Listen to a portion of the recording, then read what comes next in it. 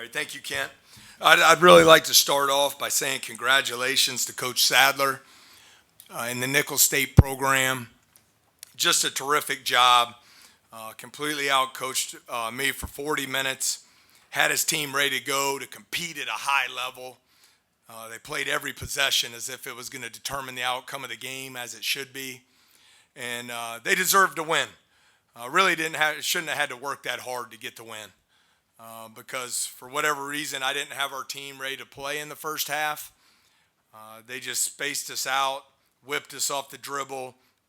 We struggled to communicate defensively, and credit to Nicholls State. They made us pay every time. Every missed switch, guys stepped up and buried threes. They just played with a lot of energy and fight. That's how they were able to overcome the 20 turnovers that we were able to force there. I apologize to everyone who came tonight. It's my responsibility to have our team locked in and ready to compete and take great pride in putting that LSU jersey on. And I failed miserably in that challenge tonight. And we'll get back to work this weekend to improve our team. You spoke on this, Glenn. What a privilege. You get to represent LSU. I don't care. They get to represent Nicholls State. You're playing Division I college basketball. People spend their money to come watch you play. You can watch the game either on TV or on the internet anywhere in the world. It is the opportunity of a lifetime. The price of admission for that is you come out and you play your tail off every second you're on the floor. And you compete. And you show some passion and some heart. And I didn't get it done. I didn't have them ready to play that way. Yeah, Coach, offensively, what gave y'all trouble in the first half, and what did y'all do better in the second half? Yeah, I think they were really good in their zone. Zones we've seen so far in scrimmages, exhibitions in the first game.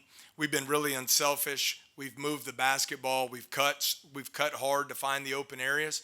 It's allowed us to be a high assist team against zones. Tonight, you saw some possessions where we tried to go 1-on-5 and dribble through an entire zone, which is hard to do. And I thought they were really active in it, and we were not able to create high-quality shots. The ones we did get, unfortunately, it happens from time to time, but we just couldn't make an open shot.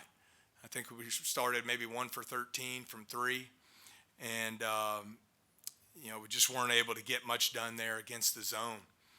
And that's my responsibility to have our guys in the right spots and to attack it the right way, to move the basketball and create high percentage shots that we can make.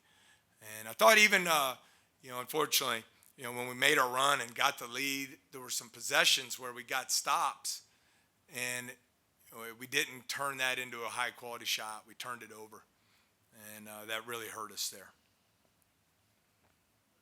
Hey, Coach, you head to Charleston this next week, and just what do you want to see from your team during that tournament? Yeah, I'm not real worried about Charleston. I just can't wait to get back to practice, to really work on getting better at the things we need to do from an energy and effort and intensity standpoint. We really need to have some separation in practice as to who needs to command the majority of the minutes. That happens through consistency of play. And, when you look at that field, the field's loaded. Dayton's a top 25 program. Our guys don't know it, but it'll be a road game. They'll take 3,000 people to the tournament.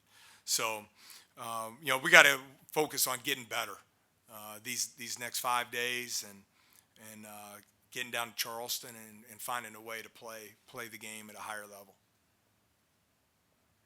Coach, after a win like last week, you know what your team can do. You know they can win. Does that give you hope for the rest of the season? I still, it's a very fair question. I really like our personnel. I think we have good players. I think we have great mix of talent, size, athleticism. But for whatever reason tonight, I didn't have us ready to go. So, it is a long season. Really it gives you two choices. You can feel sorry for yourself and pout around and that ain't going to help anybody. Or you can have a mindset to come back and get to work. Maybe a little more urgency and purpose to how we practice to get better and have an opportunity to compete against a really good Dayton team on Thursday. Mike Williams seemed to have a nice second half for you guys. I think he had 4 steals in the second half, made some good plays offensively. Just I know you've spoken about him some already this year, but just did you see something from him in this game that gives you even more confidence in his long-term potential? Well, I want him to be more aggressive, looking to shoot some of those open threes against the zone. I think he got a little trigger shy there, but I thought you saw his defensive intensity in the second half, forced some turnovers, created some steals for us, had a really nice drive against the zone where he was able to knife through and get a nice and one there. So we just got to keep working to get better.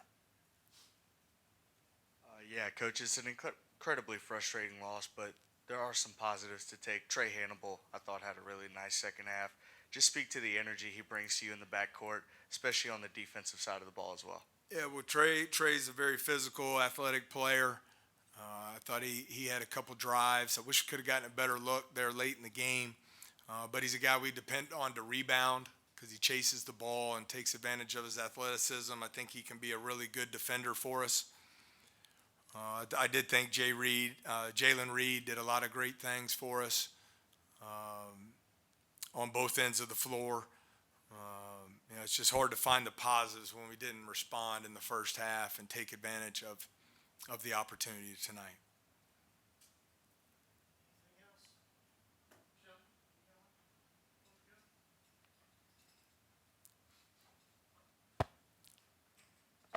Matt, what was causing so much trouble with the switching you talked about, especially in the first half? What did they do that kind of made you guys maybe a little slow to the ball?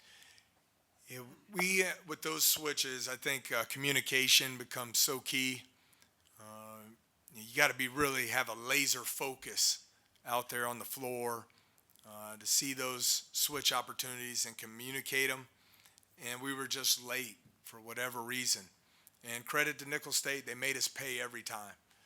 West is a unique player for them.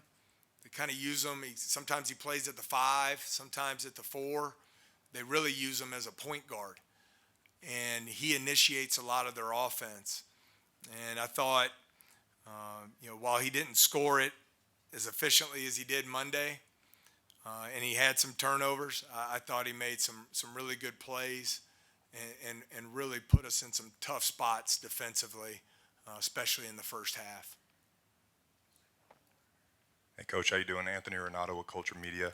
The other night we saw Will Baker play pretty impressive, but he wasn't on the floor as much tonight. What did you see from Will, and why wasn't he on the floor as much? Yeah, for whatever reason, we weren't able to get him going offensively there.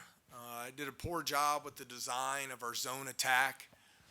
And that's something I'll have to work to get better at. And then defensively, the way they were playing and just spacing the floor, it was putting us in some really difficult positions defensively. And they were able to get to the basket. We struggled some in our ball screen coverage. It's not just his fault. It was a team effort there. But we felt like we had to go with some different players in the front court to match up with the way they were playing because their 5s were in foul trouble. They were really playing 5 guards. All right. Thank you, Coach. Okay. Thank you all so much.